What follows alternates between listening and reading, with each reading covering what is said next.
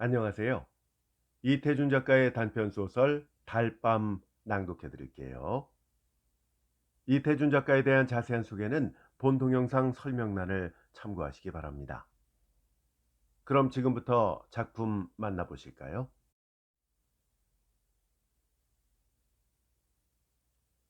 성북동으로 이사 나와서 한 대여섯 되었을까? 그날 밤 나는 보던 신문을 머리맡에 밀어 던지고 누워 새삼스럽게 여기도 정말 시골이로군 하였다. 뭐 바깥이 컴컴한 걸 처음 보고 시냇물 소리와 쏴하는 솔바람 소리를 처음 들어서가 아니라 황수건이라는 사람을 이날 저녁에 처음 보았기 때문이다.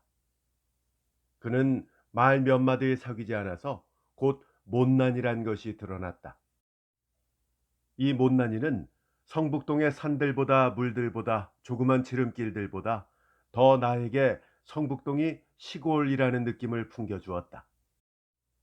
서울이라고 못난이가 없을 리야 없겠지만 대처에서는 못난이들이 거리에 나와 행세를 하지 못하고 시골에선 아무리 못난이라도 마음 놓고 나와 다니는 때문인지 못난이는 시골에만 있는 것처럼 흔히 시골에서 잘 눈에 뜨인다. 그리고 또 흔히 그는 태고대 사람처럼 그 우둔하면서도 천진스러운 눈을 가지고 자기 동리에 처음 들어오는 손에게 가장 순박한 시골의 정취를 돋워주는 것이다. 그런데 그날 밤 황수건이는 10시나 되어서 우리 집을 찾아왔다. 그는 어두운 마당에서 꽥 지르는 소리로 이댁이 문안서 하면서 들어섰다. 잡담체하고 큰일이나 난 사람처럼 건넌방 문 앞으로 달려들더니 저, 저 문안 서대문 거리라나요? 그 어디선가 나오신 그 댁입시오? 한다. 보니 합비, 즉 상호 박힌 겉옷은 안 입었으되 신문을 들고 온 것이 신문 배달부다. 그렇소만 신문이요? 그런 걸 사흘이나 저 건너 쪽에만 가 찾았습죠. 제기. 하더니 신문을 방에 들이뜨리며 그런데쇼 왜 이렇게 쬐꼬만 집을 사고 와 갭쇼? 내가 알았다면 이 아래 큰 개화집도 많은 거립쇼. 한다. 하 말이 황당스러워 유심히 그의 생김을 내다보니 눈에 얼른 두드러지는 것이 빡빡 깎은 머리로 돼 보통 크다는 정도 이상으로 골이 크다. 그런데다 옆으로 보니 짱구 대가리다. 그렇소? 아무튼 집 찾느라고 수고했소. 하니 그는 큰 눈과 큰 입이 일시에 희죽거리며 무얼입시오? 이게 제 업인뎁시오. 하고 날래 물러서지 않고 목을 길게 빼어 방안을 살핀다. 그러더니 묻지도 않는데 저는 입시오. 이 동네 사는 황수건이라 합니다. 하고 인사를 붙인다. 나도 깍듯이 내 성명을 대었다. 그는 또 싱글벙글하면서 대겐 개가 없구먼입시오. 한다. 아직 없소. 하니 개 그까짓 거 두지 마십시오. 한다. 왜 그렇소? 물으니 그는 얼른 대답하는 말이 신문 보는 집엔입시오. 개를 두지 말아야 합니다. 한다. 이거 재미있는 말이다 하고 나는 왜 그렇소? 하고 또 물었다. 이 뒷동네 은행소에 댕기는 집엔입시오. 망아지만한 개가 있는데쇼. 신문을 배달할 수가 있어야죠. 왜요? 막 깨물려고 덤비는 거립시오. 한다. 말 같지 않아서 나는 웃기만 하니 그는 더욱 신을 낸다. 그놈의 개 그저 한번 양떡을 먹여대야 할 텐데 하면서 주먹을 부르대는데 보니 손과 팔목은 머리에 비기어 반비례로 작고 가느다랗다. 어서 고날 텐데 가 자시오. 하니 그는 마지못해 물러서며 선생님, 참 이 선생님 편안히 주뭅시오. 저희 집은 여기서 얼마 안 되는 거립시오. 하더니 돌아갔다. 그는 이튿날 저녁 집을 알고 오는데도 9시가 지나서야 신문 배달해 왔습니다 하고 소리를 치며 들어섰다. 오늘은 왜 늦었소? 물으니 자연 그럽죠 하고 다른 이야기를 꺼냈다. 자기는 워낙 이 아래에 있는 삼산학교에서 일을 보다 어떤 선생하고 뜻이 덜 맞아 나왔다는 것. 지금은 신문 배달을 하나 원 배달이 아니라 보조 배달이라는 것. 저희 집엔 양친과 형님 내외와 조카 하나와 저희 내외까지 식구가 7이라는 것. 저희 아버지와 저희 형님의 이름은 무엇이며 자기 이름은 황가인데다가 목숨 숫자하고 세울 건자로 황수건이기 때문에 아이들이 노랑수건이라고 놀려서 성북동에 가서는 가가호호해서 노랑수건 하면 다 자긴 줄 알리라고 자랑스럽게 이야기하다가 이날도 어서 그만 다른 집에도 신문을 갖다 줘야 하지 않소? 하니까 그때서야 마지못해 나갔다. 우리 집에서는 그까지 반편과 무얼 대꾸를 해가지고 그러느냐 하되 나는 그와 짓거리기가 좋았다. 그는 아무것도 아닌 것을 가지고 열심스럽게 이야기하는 것이 좋았고 그와는 아무리 오래 짓거리어도 힘이 들지 않고 또 아무리 오래 짓거리고 나도 웃음밖에는 남는 것이 없어서 기분이 거뜬해지는 것도 좋았다. 그래서 나는 무슨 일을 하는 중만 아니면 한참씩 그의 말을 받아주었다. 어떤 날은 서로 말이 막히기도 했다. 대답이 막히는 것이 아니라 무슨 말을 해야 할까 하고 막히었다. 그러나 그는 늘 나보다 빠르게 이야깃거리를 잘 찾아냈다. 5, 6월인데도 꿩고기를 잘 먹느냐고도 묻고 양복은 저고리를 먼저 입느냐 바지를 먼저 입느냐고도 묻고 소와 말과 싸움을 붙이면 어느 것이 이기겠느냐는 둥. 아무튼 그가 얘기거리를 취재하는 방면은 기상천외로 여간 범위가 넓지 않은 데는 도저히 당할 수가 없었다. 하루는 나는 평생 소원이 무엇이냐고 그에게 물어보았다. 그는 그까짓 것쯤 얼른 대답하기는 누워서 떡 먹기라고 하면서 평생 소원은 자기도 신문 배달 원 배달이 한번 되었으면 좋겠다는 것이었다. 남이 혼자 배달하기 힘들어서 한 20부 떼어주는 것을 배달하고 월급이라고 원 배달액에서 한 3원 받는 터이라 월급을 20여 원을 받고 신문사 옷을 입고 방울을 차고 다니는 원 배달이 제일 부럽노라 하였다. 그리고 방울만 차면 자기도 뛰어다니며 빨리 돌 뿐 아니라 그 은행소에 다니는 집 개도 조금도 무서울 것이 없겠노라 하였다. 그래서 나는 그럴 것 없이 아주 신문사 사장쯤 되었으면 원 배달도 바랄 것 없고 그 은행소에 다니는 집 개도 상관할 바 없지 않겠느냐 한즉 그는 둥그레지는 눈알을 한참 굴리며 생각하더니 딸은 그렇겠다고 하면서 자기는 경란이 없어 거기까지는 바랄 생각도 못하였다고 무릎을 치듯 가슴을 쳤다. 그러나 신문 사장은 이내 잊어버리고 원 배달만 마음에 박혔던 듯 하루는 바깥마당에서부터 무엇라고 떠들어대며 들어왔다. 이 선생님, 이 선생님 갭시오. 저도 내일부턴 원 배달이 올시다. 오늘 밤만 자면 입시오. 한다. 자세히 물어보니 성북동이 따로 한 구역이 되었는데 자기가 맡게 되었으니까 내일은 배달복을 입고 방울을 막 떨렁거리면서 올 테니 보라고 한다. 그리고 사람이란 게 그러게 무엇든지 끝을 바라고 붙들어야 한다고 나에게 일러주면서 신이 나서 돌아갔다. 우리도 그가 원배달이 된 것이 좋은 친구가 큰 출세나 하는 것처럼 마음속으로 진실로 즐거웠다. 어서 내일 저녁에 그가 배달복을 입고 방울을 차고 와서 쭈럭거리는 것을 보리라 하였다. 그러나 이튿날 그는 오지 않았다. 밤이 늦도록 신문도 그도 오지 않았다. 그 다음 날도 신문도 그도 오지 않다가 사흘째 되는 날에야 이날은 해도 지기 전인데 방울소리가 요란스럽게 우리 집으로 뛰어들었다. 어디 보자 하고 나는 방에서 뛰어나갔다. 그러나 웬일일까? 정말 배달복에 방울을 차고 신문을 들고 들어서는 사람은 황수건이가 아니라 처음 보는 사람이었다. 왜 전에 사람은 어디 가고 당신이요? 물으니 그는 제가 성북동을 맡았습니다. 한다. 그럼 전에 사람은 어디를 맡았소? 하니 그는 픽 웃으며 그까지 반편을 어딜 맡깁니까? 이 배달부로 쓰려다가 똑똑지가 못하니까 안 쓰고 말았나 봅니다. 한다. 그럼 보조 배달도 떨어졌소? 하니 그럼요. 여기가 따로 한 구역이 된 걸요.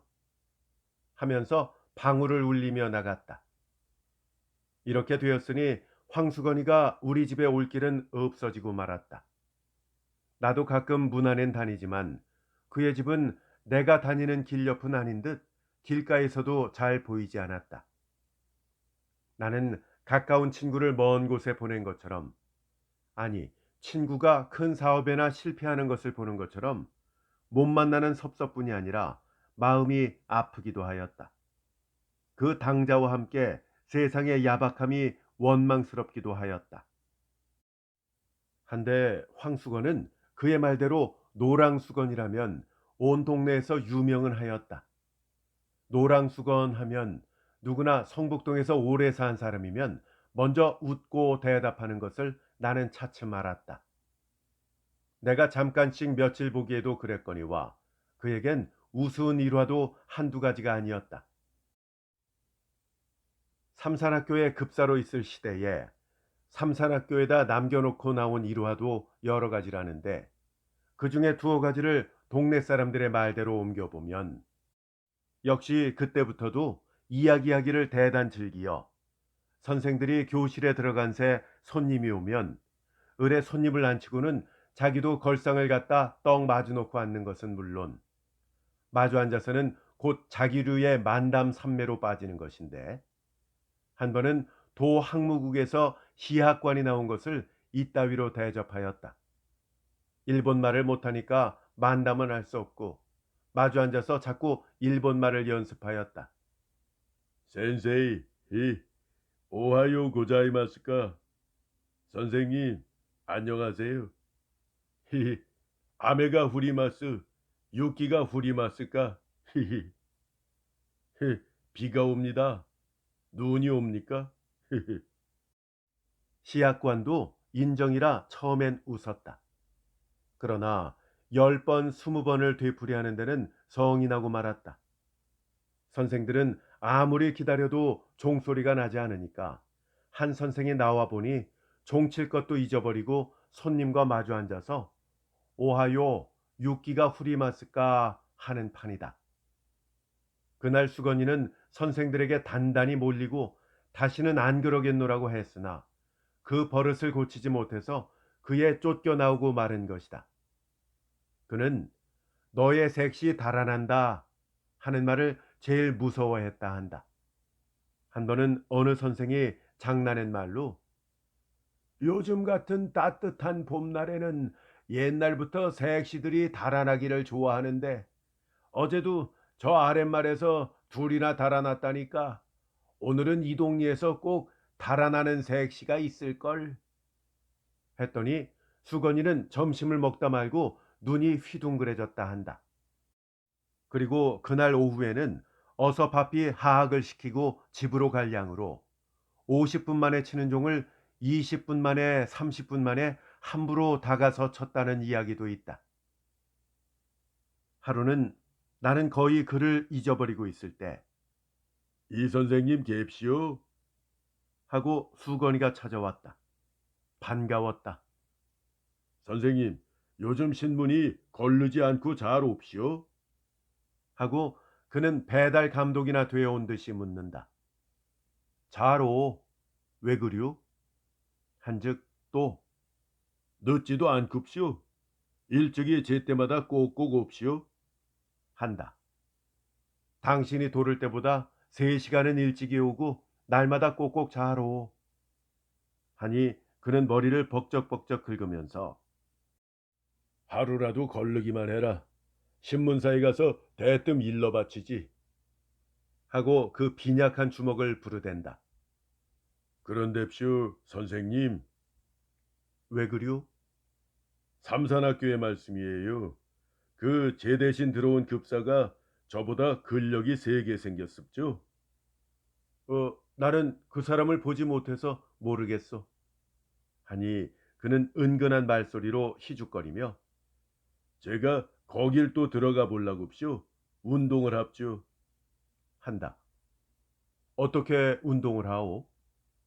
그까짓 거 날마당 사무실에 갑죠. 다시 써달라고 졸라댔죠. 그랬더니 새 급사란 녀석이 저보다 크기도 무척 큰뎁쇼. 이 녀석이 막 붉은답니다 그려. 그래 한번 싸움을 해야 할 텐뎁쇼. 그 녀석이 근력이 얼마나 센지 알아야 덤벼들 텐뎁쇼.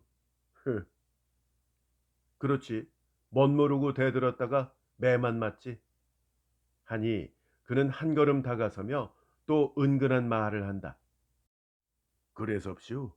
어쩌녁엔 큰 돌멩이 하나를 굴려다가 삼산학교 대문에다 놨습죠.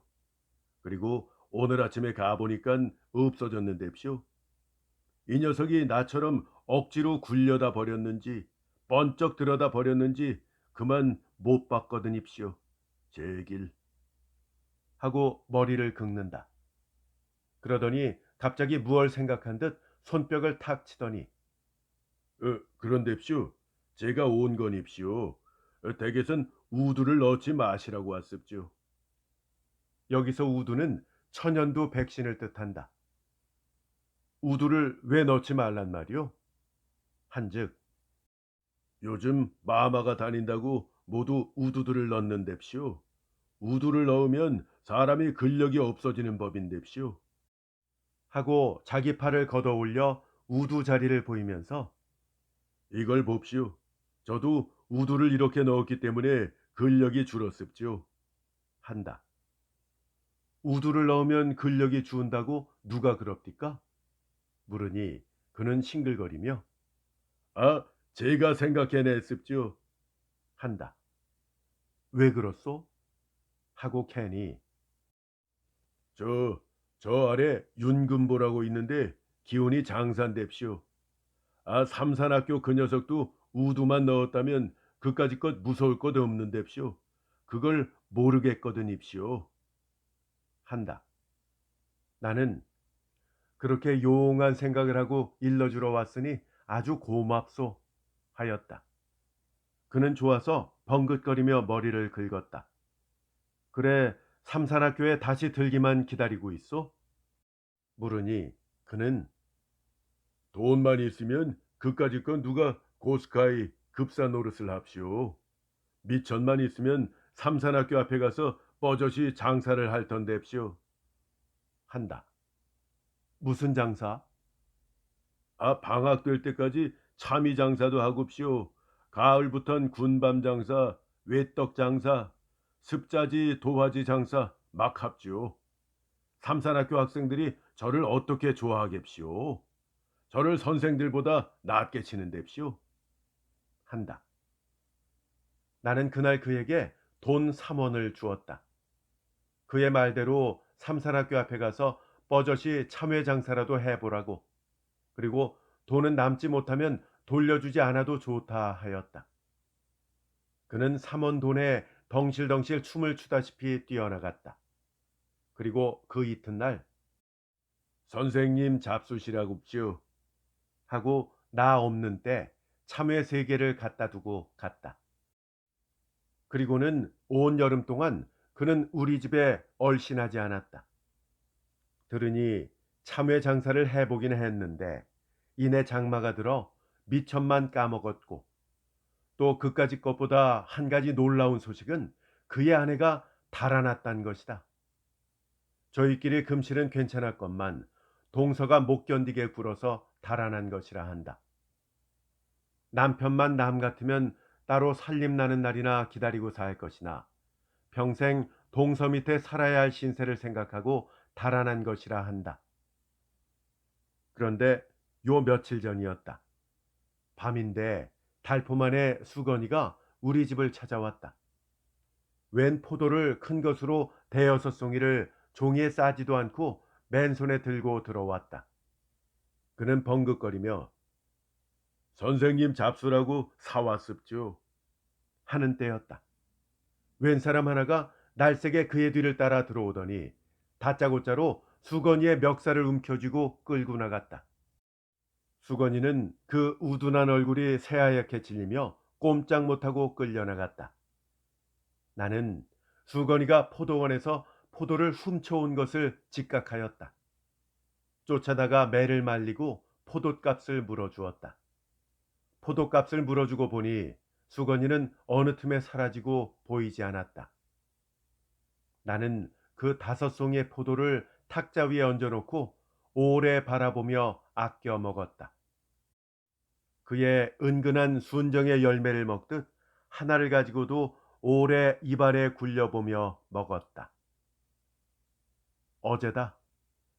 문 안에 들어갔다 늦어서 나오는데 불빛 없는 성북동 길 위에는 밝은 달빛이 깊을 깐 듯하였다.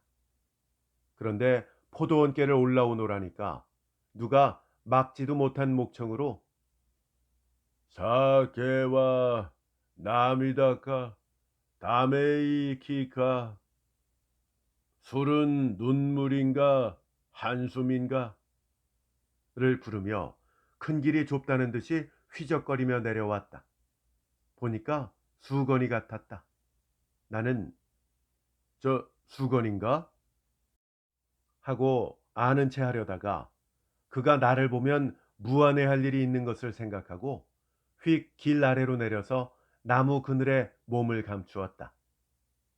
그는 길은 보지도 않고 달만 쳐다보며 노래는 그 이상은 외우지도 못하는 듯 첫 줄 한 줄만 되풀이하면서 전에는 본 적이 없었는데 담배를 다 퍽퍽 빨면서 지나갔다. 달밤은 그에게도 유감한 듯하였다. 이태준 작가의 단편소설 달밤이었습니다. 재밌게 잘 감상하셨습니까? 역시 이태준 작가의 단편소설 가운데 손거부라는 작품이 있는데요. 이 소설을 함께 비교하면서 감상해 보시기 바랍니다.